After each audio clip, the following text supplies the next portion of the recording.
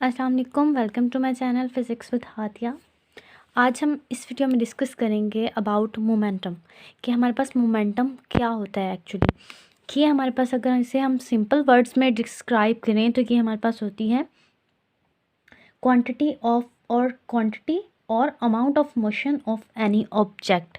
मतलब जैसे कि कोई भी ऑब्जेक्ट मूव कर रहा है, ठीक है, with some velocity and having some mass, तो हम जानते हैं कि जो भी चीज़ उसके रास्ते में आएगी उसके पास इतनी एबिलिटी है कि वो जो चीज़ उसको रोकने की कोशिश करेगी वो उस पर क्या है, फोर्स एक लगाएगी। तो उस फोर्स की जो क्वांटिटी है या उसकी जो अमाउंट है उसे हम कहते हैं कि उस ऑब्जेक्ट का मोमेंटम है, ठीक है। और ये किस पे डिपेंड करता है, ये मास पर डिपेंड करता है उस ऑब्जेक्ट की, और वेलोसिटी पे डिपेंड करता है। सबसे पहले देख लेते हैं कि मोमेंटम है क्या। मोमेंटम हमारे पास है amount of motion of any object, amount of motion of any object, ठीक है। फॉर एग्ज़ाम्पल जो हमारे पास बुलेट होती है, गोली होती है, वो क्या होता है, उसका हम कहते हैं कि उसका मोमेंटम बहुत ज़्यादा है। तो उसका मोमेंटम किस वजह से कहते हैं, क्योंकि उसकी वेलोसिटी, उसकी जो वेलोसिटी होती है वो बहुत ज़्यादा होती है कि वो जिस भी चीज़ में से गुजरेगी वो चीज़ अगर तो स्ट्रॉन्ग नहीं है, मतलब बुलेट प्रूफ नहीं है, तो क्या होगा, वो उसको चीरते हुए निकल जाएगी। तो क्या हुआ कि उसने वो फोर्स जो थी वो उस पर लगाई और उसकी अमाउंट इतनी ज़्यादा थी कि वो जो आगे आने वाली उसकी चीज़ थी वो उसका मोमेंटम ज़ीरो नहीं कर सकी। तो क्या हुआ, उसने उसके मोमेंटम में चेंज ज़रूर लाया। उस चेंज जो लाया गया उस ऑब्जेक्ट की वजह से वो इम्पल्स था हमारे पास। इम्पल्स को भी हम जो है वो बहुत ज़्यादा डिटेल से करेंगे कवर अभी इस वीडियो में, ताकि आप लोगों को वो भी क्लियर हो जाएगा कि इम्पल्स क्या होता है और मोमेंटम क्या होता है। सबसे पहले हम देख लेते हैं कि मोमेंटम डिपेंड किस पे करता है। इसका अगर हम फॉर्मूला देखें तो हमारे पास P is equal to m v होता है। वी हमारे पास क्या है, एक वेलोसिटी है, और एम हमारे पास क्या है, मास है in kilogram, velocity in metre per second. और वेलोसिटी हम जानते हैं क्या है, एक वेक्टर क्वांटिटी है, और product of an vector and a scalar gives us a vector quantity. तो मोमेंटम क्या होगा, एक वेक्टर क्वांटिटी होगा, और इसकी डायरेक्शन क्या होगी, इसकी डायरेक्शन वही होगी जो कि वेलोसिटी की डायरेक्शन होगी, ठीक है। इसको मोर सिंप्लीफाई कर लेते हैं ताकि आपको अच्छे से अंडरस्टैंडिंग हो जाए कि मोमेंटम हमारे पास क्या होता है। तो हमारे पास आप कंसीडर करें कि हमारे पास दो ऑब्जेक्ट्स हैं। फॉर एग्ज़ाम्पल एक ये है 5 किलोग्राम मास का, ये मूव कर रहा है इस डायरेक्शन में।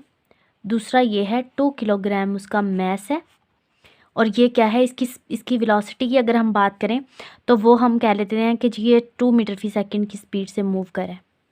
और अगर हम इसकी बात करें तो हम कहेंगे 5 मीटर फी सेकंड की स्पीड से ये मूव कर रहा है, ठीक है। तो क्या है, उसका एक मास भी है और इसकी एक वेलोसिटी भी है। अगर इसकी वेलोसिटी नहीं होगी, वो मूव नहीं करा होगा, तो वो सिर्फ एक मास ज़रूर होगा, तो उसका मोमेंटम क्या होगा, ज़ीरो, क्योंकि velocity zero, m multiply by zero क्या हो गया, ज़ीरो, मोमेंटम क्या हो गया, ज़ीरो। तो हमारे पास क्या है, वेलोसिटी पे भी ये डिपेंड करता है और उस सब्जेक्ट के मास पे भी ये डिपेंड करता है, मोमेंटम जो हमारे पास होता है, ठीक है। अगर हमने देखना है कि इसमें से मोमेंटम किसका ज़्यादा है, तो सिंपली हम क्या करेंगे, इस फॉर्मूला में पुट करके देख लेते हैं कि हमारे पास क्या आता है मोमेंटम की वैल्यू। फर्स्ट केस के लिए जो मैंने अभी कंसीडर किया, इसके लिए मेरे पास क्या आया, momentum 5 kilogram multiply by 2 metre per second, तो क्या आ गया, 10 किलोग्राम मीटर फी सेकंड। तो हमारे पास इसके यूनिट्स भी आ गए हैं। तो यूनिट्स हमारे पास मोमेंटम क्या होते हैं, किलोग्राम मीटर फी सेकंड इसके यूनिट्स होते हैं। मोमेंटम के हमारे पास क्या आ गया, 10 आ गया। सेकंड केस का अभी हमने देख लिया, ये हमने इस केस को डिस्कस किया। सेकंड केस देख लिया, उसमें हमारे पास क्या आया, P इज़ इक्वल टू कितना आया, 2 किलोग्राम मास हुआ उसका, और वेलोसिटी उसकी कितनी है, 2 मीटर फी सेकंड। तो हमारे पास क्या आ गया, मोमेंटम सेम आ गया। हालांकि क्या था, एक का मोमेंटम किसकी वजह से है, उसकी स्पीड की वजह से उतना है, और दूसरे का उसके वेट की वजह से उतना है। तो क्या होता है कि अगर हमारे पास ये डिपेंड करता है ऑब्जेक्ट के मास पे भी और उसकी वेलोसिटी पे भी, कि मोमेंटम कितना होगा, किस ऑब्जेक्ट का ज़्यादा होगा, ठीक है। जैसे कि एक ट्रक है और एक साइकिल है, और आपको कहा गया है कि ट्रक को रोकें, तो क्या आपको कहा गया कि इनमें से किसी एक चीज़ को रोकें, तो आप किसको जो है वो रोकना पसंद करेंगे? ट्रक के नीचे आना चाहेंगे कि साइकिल को रोकना पसंद करेंगे? आप बिल्कुल कहेंगे कि मैं साइकिल को रोकूंगा, ठीक है, या रोकूंगी। किस वजह से? क्योंकि उसका मोमेंटम कम है। आप इतनी फोर्स, आपके पास इतनी काबिलियत है कि आप कांस्टेंट फोर्स लगाकर, मतलब जितने भी न्यूटन की 1 न्यूटन 2 न्यूटन की फोर्स लगाकर आप क्या करेंगे, आप उसे रोक पाएंगे, ठीक है। तो आपको एक कांस्टेंट फोर्स लगाना पड़ेगी। फॉर एग्जांपल, जब तक उसका मोमेंटम ज़ीरो नहीं होता साइकिल का, मतलब वो आ रही है, मतलब किसी ऊंचाई से इस तरह से जो है वो स्लाइड करती हुई आ रही है, और आप उसको उसके ऊपर मुसलसल 1 न्यूटन की फोर्स तब तक लगाते रहोगे जब तक आप उसका मोमेंटम ज़ीरो नहीं कर देते, ठीक है। तो उसके लिए क्या ज़रूरी होगा कि आप एक कांस्टेंट फोर्स लगाते रहो, 1 न्यूटन की हो, 2 न्यूटन की हो, जितनी आप में एबिलिटी है लगाने की। वो डिपेंड करेगा टाइम कितना लगता है उसमें, ठीक है। तो हमारे पास क्या है, आप चूज़ करोगे उसको जिसका मोमेंटम कम होगा। तो मोमेंटम किसकी वजह से होता है? मैस की वजह से भी हो सकता है, और या वेलोसिटी की वजह से भी हो सकता है, या दोनों की वजह से डबल हो जाता है। फिर अगर मैस भी उसका ज़्यादा है और उसकी स्पीड बहुत ज़्यादा है, वो तो मतलब तोड़ते हुए निकल जाएगी चीज़, ठीक है। उसका मोमेंटम बहुत ज़्यादा होगा, जिस तरह बुलेट होती है हमारे पास, उसका मैस तो कम होता है लेकिन उसकी वेलोसिटी बहुत ज़्यादा होती है, उसकी वजह से उसका मोमेंटम ज़्यादा होता है। जैसे मैंने ट्रक की बात की, ट्रक का वज़न बहुत ज़्यादा होता है, अगर वो थोड़ी स्पीड से भी आ रहा होगा तो आप फिर भी आप उसे रोक नहीं पाओगे, क्योंकि आप उतनी फोर्स एग्जर्ट नहीं कर सकते जितना उसका मैस है, ठीक है। तो उसका मोमेंटम भी बहुत ज़्यादा होगा। I hope you are getting this point, okay. अभी हम सेकंड केस कंसीडर कर लेते हैं।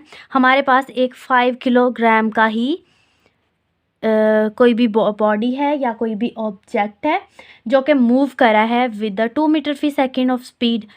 सेकंड ऑब्जेक्ट है जिसकी है 10 किलोग्राम, जो कि मूव करा है इस डायरेक्शन में, और उसकी स्पीड भी है जी 10 मीटर फी सेकेंड, ठीक हो गया। तो इस केस में देख लेंगे क्या आ जाएगा, 10 kilogram metre per second momentum.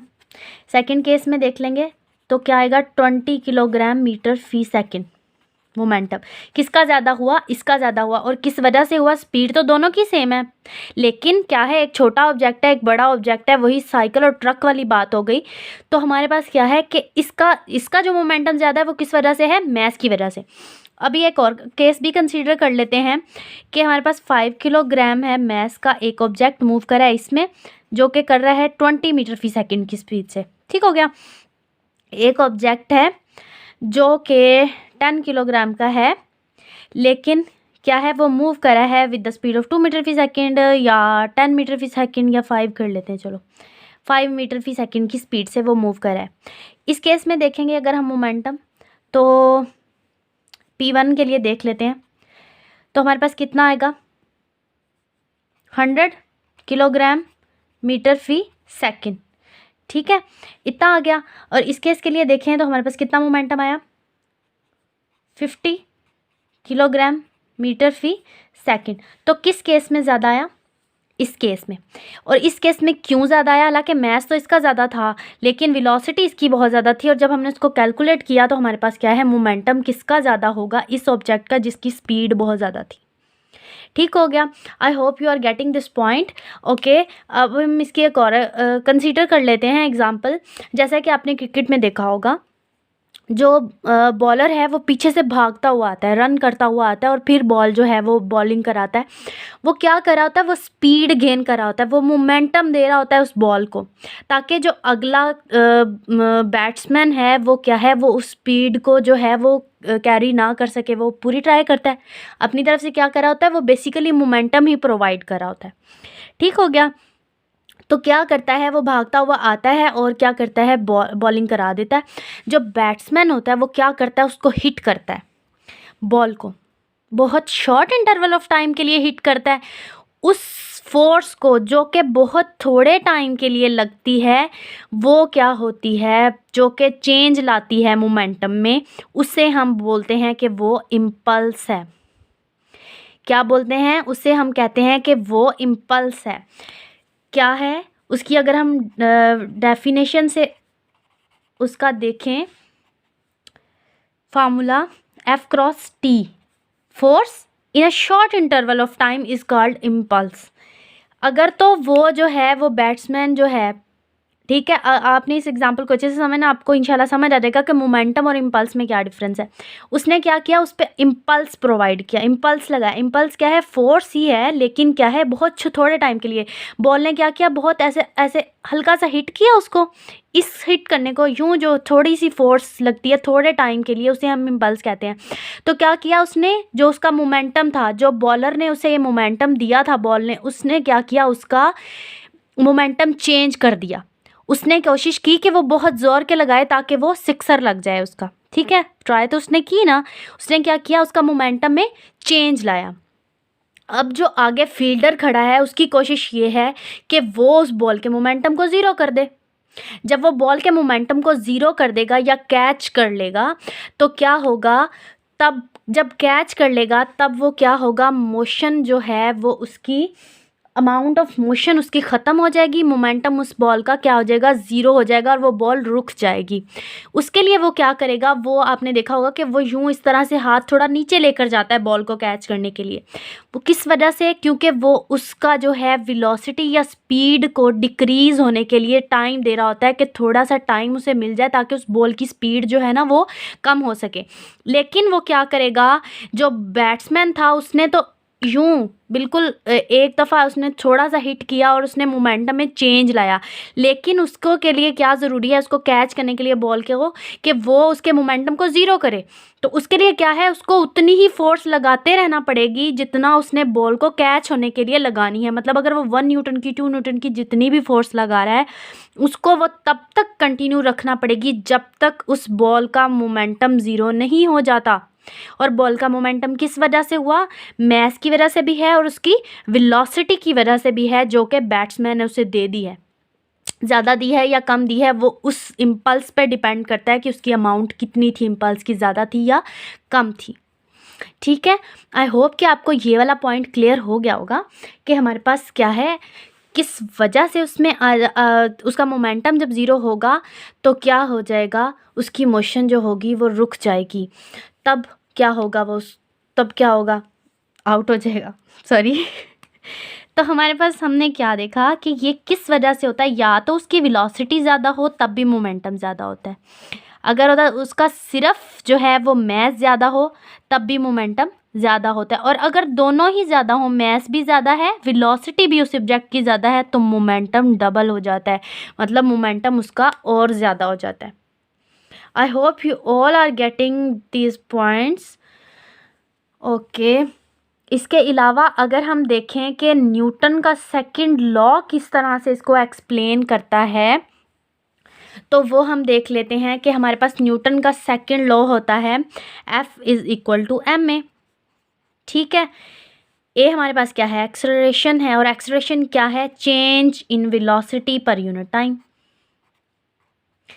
Acceleration change in velocity की बात क्यों करते हैं, अगर कोई भी बॉडी है वो यूनिफॉर्म वेलोसिटी के साथ मूव करी है तो कोई भी एक्सेलरेशन प्रोड्यूस नहीं होगा। एक्सेलरेशन प्रोड्यूस होने के लिए हमें पता है कि क्या होना ज़रूरी है, वेलोसिटी में चेंज आना ज़रूरी है। तो वेलोसिटी में चेंज क्या है, v minus v i divided by t. ठीक है, अगर हम इसको इसमें पुट कर दें F is equal to m a की जगह पे अगर हम पुट कर दें Vf minus v i divided by t, तो हमारे पास क्या आ जाएगा, F is equal to m V F minus M we i, change in momentum divided by time. ठीक है, तो हमारे पास क्या आ जाएगा, अगर हम ये नीचे डिवाइड हो रहा है, इधर आके क्या हो जाएगा, मल्टीप्लाई हो जाएगा, मल्टीप्लाई हो जाएगा, F क्रॉस टी आ जाएगा। तो ये क्या आ जाएगा, M V F minus M we I. तो ये हमने कहा था कि ये क्या है, इम्पल्स है। इम्पल्स क्या है, F क्रॉस टी, फोर्स जो कि बहुत ही शॉर्ट इंटरवल ऑफ टाइम के लिए लगती है, वो कांस्टेंट फोर्स नहीं होती। ठीक है, बहुत थोड़े से टाइम के लिए वो लगती है, उसे हम कहते हैं इम्पल्स। और वो क्या होती है, चेंज इन मोमेंटम, मोमेंटम में चेंज ला रही होती है, जो कि मोमेंटम होता है किसी भी ऑब्जेक्ट का, उसमें क्या करती है, चेंज लाती है।